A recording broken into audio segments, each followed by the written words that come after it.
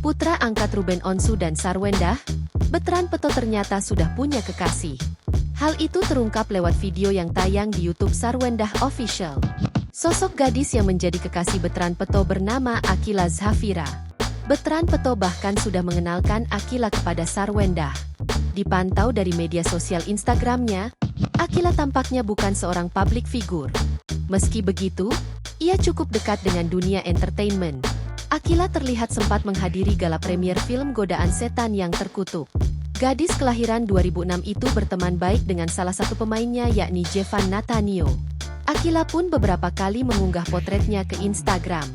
Hingga artikel ini ditulis, followers atau pengikutnya telah mencapai 10.000. Sementara itu terkait awal bertemu, Akila mengaku kenal Betran Peto karena dikenalkan oleh guru.